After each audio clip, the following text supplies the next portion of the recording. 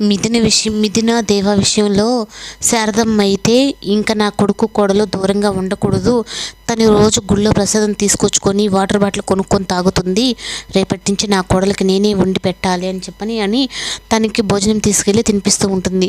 ఇంకా సూర్యకాంతం అలాగే తన పెద్ద తోడు కోడల్ని తీసుకొని వచ్చి, చూసావా అత్తయ్య ఏ రోజైనా మనకిద్దరికి ఇలా అన్నం పెట్టిందా, చిన్న కోడలికి మాత్రం ఇలా అన్నం పెడుతుంది, ఏందో ఉంది అని చెప్పని వెళ్ళి దాని దగ్గరికి ఇంకా తన కడుపు ఉబ్బరం తట్టుకోలేక శారదమ్మ దగ్గరికి అయితే వెళ్ళి మాట్లాడుతుంది.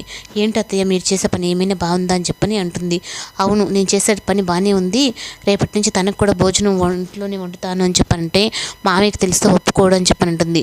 ఇది భోజనం ఒకటే కాదు, ఈరోజు నైట్కే వీళ్ళిద్దరికి ఫస్ట్ నైట్ కూడా ఏర్పాటు చేస్తున్నాను అని చెప్పనంటే ఇంక ఇలా శారదమ్మ మిథునతో మాట్లాడుతూ ఉంటే దేవ అయితే చాలా కోపంగా చూస్తూ ఉంటాడు.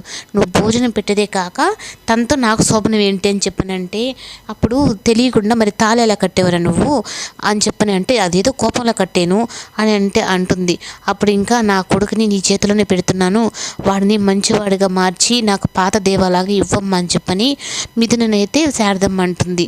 అప్పుడు అత్తయ్య మిమ్మల్ని మా అమ్మ అనుకున్నాను, మీరు అడిగితే నేను ఏం చేయకుండా ఉంటాను, తనని మీ కొడుకుని పాత దేవాగానే మార్చి మీ దగ్గరికి తీసుకొస్తాను, ఆ రోజే మామయ్య దగ్గర కూడా నేను శభాష్ అని చెప్పని అనిపించుకుంటానని ఇంకా శారదమ్మకైతే మిథున మాటిస్తుంది.